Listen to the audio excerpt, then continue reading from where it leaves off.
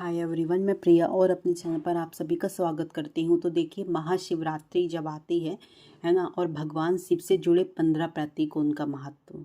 ठीक है, तो आप भी देखे होंगे कि जब भगवान शिव का माता पार्वती से विवाह होने जा रहा था तो उन्होंने पूरा सर्वपरि जो उनका श्रृंगार हुआ था उन्होंने वो किया था। तो मैं आपको बताऊंगी कि उनकी हर श्रृंगार की एक अलग विशेषता है ना।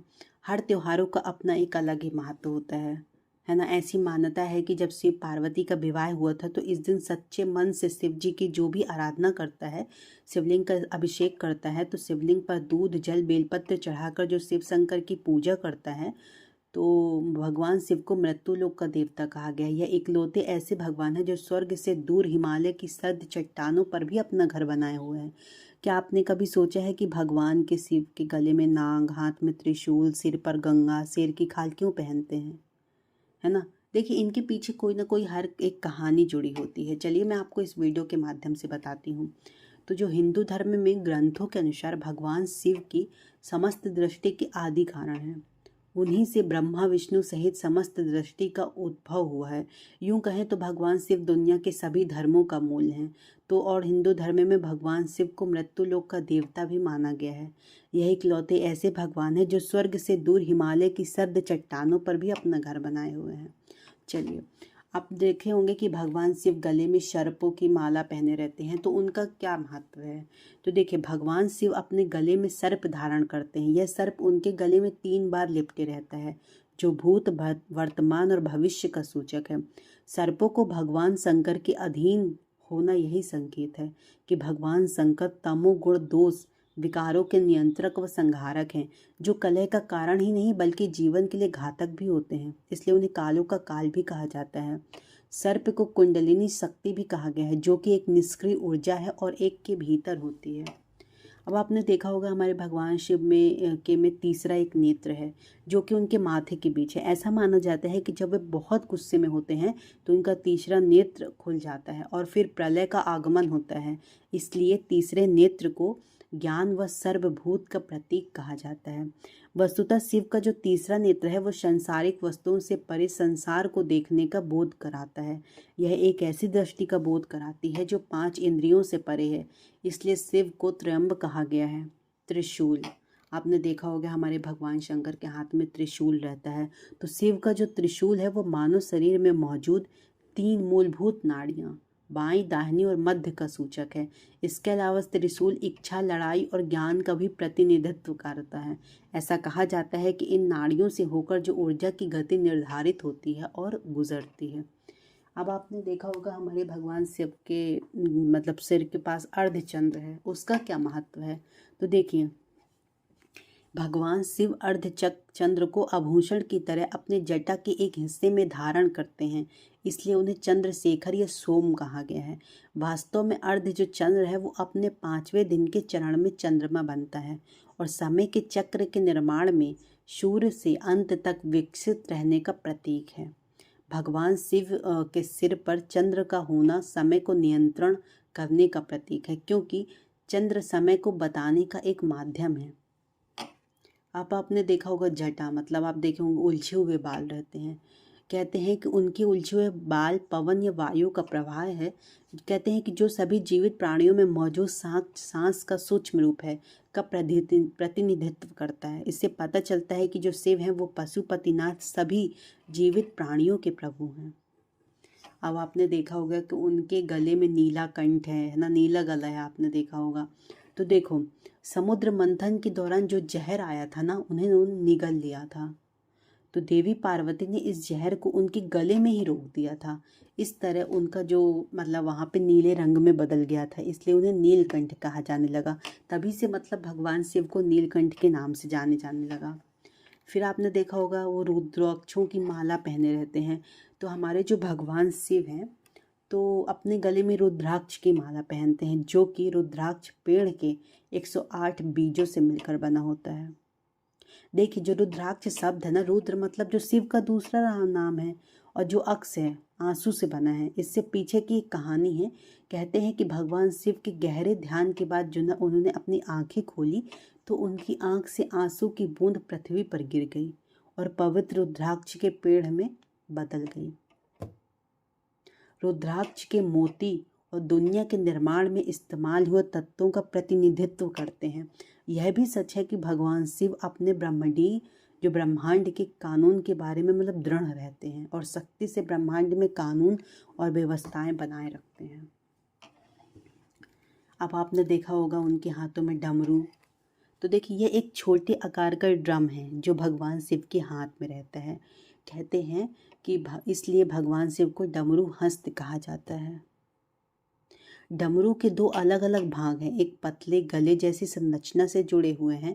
तो डमरू के अलग अलग भाग अस्तित्व की दो भिन्न परिस्थिति, अव्यक्त और प्रकट का प्रतिनिधित्व करता है। जब डमरू हिलता है तो उससे ब्रह्मंडीय ध्वनि उत्पन्न होती है जो गहरे ध्यान के दौरान सुना जा सकता है। हिंदू शास्त्रों के अनुसार जो नाद होता है वो सृजन का स्रोत है। डमरू भगवान शिव के प्रसिद्ध नटराज का अभिन्न अंग है जो शिव की प्रमुख विशेषताओं में से एक है। फिर आपने देखा होगा उनके मतलब हाथों में कमंडल भी है ना। तो उस कमंडल की एक अलग ही विशेषता है। क्या है? कहते हैं कि जो पानी का बर्तन होता है ना, जिसको अपन कमंडल बोलते हैं, अक्सर भगवान के सटे हुए दिखाया जाता है। ऐसा कहा गया है कि एक सूखी कद्दू और अमृत से बना हुआ है ये कमंडल को भारतीय योगियों और संतों की बुनियादी ज़रूरत की एक प्रमुख वस्तु के रूप में दिखाया जाता है। इसका एक गहरा महत्व है। जिस प्रकार से पके हुए कद्दू को पेड़ से तोड़ने के बाद उसके छिलके को हटाकर शरबत के लिए प्रयोग किया जाता है, उसी प्रकार प्रत्येक व्यक्ति को भौतिक दुनिया से अपने लगाव को समाप्त कर अपने भीतर की अहंकारी इच्छाओं का त्याग करना चाहिए ताकि स्वयं के आनंद का अनुभव कर सके वो। और कमंडल जो होता है ना, वो अमृत का प्रतीक है। फिर आपने देखा होगा विभूति। विभूति जो है वो भगवान के माथे पर राख की 3 लाइन रहती हैं। आपने देखा होगा कि मतलब ऐसे लाइन रहती है, लाइक वर्टिकल लाइन है ना, उसको विभूति के रूप में जाना जाता है। यह भगवान और उनके प्रकट होने की महिमा की अमरता का प्रतीक है। कुंडल आपने देखा होगा, हमारे शिव जी के कानों में कुंडल है ना। तो 2 कान के छल्ले जिन्हें अलक्ष्य, जिसका अर्थ है जो किसी के माध्यम से दिखाया ही नहीं जा सकता। निरंजन, जिसका अर्थ है जो नश्वर आंखों से देखा ही नहीं जा सकता, जो भगवान द्वारा पहने गए हैं। आपने देखा होगा प्रभु के कानों में सुशोभित गहने दर्शाते हैं। भगवान शिव साधारण धारणा से परे हैं। उल्लेखनीय है कि प्रभु के बाएं कान का जो कुंडल है वो महिला स्वरूप द्वारा इस्तेमाल किया गया है और जो उनके दाएं कान का कुंडल है वो पुरुष स्वरूप द्वारा इस्तेमाल किया गया है। तो जो दोनों कानों में विभूषित जो कुंडल है वो शिव और शक्ति के रूप में सृष्टि के सिद्धांत का प्रतिनिधित्व करता है। फिर आपने देखा होगा कि हमारे शिव जी के मतलब तन में बाघ की खाल उन्होंने लपेटे रहते हैं। तो देखिए, हिंदू की पौराणिक कथाओं में कहा गया है कि बाघ जो है वो शक्ति और सत्ता का प्रतीक है और शक्ति की जो देवी का वाहन भी है। भगवान शिव अक्सर इस पर बैठते हैं और इस खाल को ही पहनते हैं, जो कि ये दर्शाता है कि वे शक्ति के मालिक हैं और सभी शक्तियों से ऊपर हैं। जो बाघ है ना, वो ऊर्जा का ही प्रतिनिधित्व करता है और इस ऊर्जा का जो उपयोग करके अंतहीन संसारिक चक्र में ब्रह्मांड परियोजना सक्रिय से चलाते हैं। फिर आपने देखा होगा कि हमारे शिव जी के जो बालों के ऊपर मतलब पवित्र गंगा का स्थान है। क्या आप जानते हैं ऐसा क्यों? तो देखिए, जो हमारी गंगा नदी है ना, वो हिंदुओं के लिए सबसे पवित्र नदी मानी जाती है। पौराणिक कथा के अनुसार जो गंगा नदी का स्रोत शिव है और उनकी जटाओं से बहती है। भगवान पृथ्वी पर और इंसान के लिए शुद्ध पानी लाने के लिए गंगा को अपनी जटाओं में धारण करते हैं। इसलिए भगवान शिव अक्सर गंगाधर या गंगा नदी के वाहक के रूप में जाने जाते हैं। गंगा नदी रुद्र के रचनात्मक पहलुओं को दर्शाती है और जो भगवान शिव द्वारा गंगा को धारण करना, यह एक इंगित करता है कि शिव का न केवल विनाश के लिए भगवान है, लेकिन वह ज्ञान, पवित्रता और भक्तों को शांति भी प्रदान करते हैं। फिर आते हैं हमारे शिवलिंग। आपने देखा होगा शिवलिंग बनाया जाता है, तो सभी मंदिरों में आपको भगवान शिव की मूर्ति नहीं दिखती होगी। इसके बजाय वहाँ एक काले या भूरे रंग का शिवलिंग होता है। यह एक पत्थर है जो कि भगवान शिव के अस्तित्व या प्रतिनिधित्व करता है। फिर आपने देखा होगा नंदी भगवान रहते हैं, है ना, तो उनका क्या है, कहते हैं नंदी बैल भगवान शिव के करीबी विश्व पात्रों में से एक है। यही कारण है कि बैल नंदी सभी शिव मंदिरों के बाहर रखा जाता है।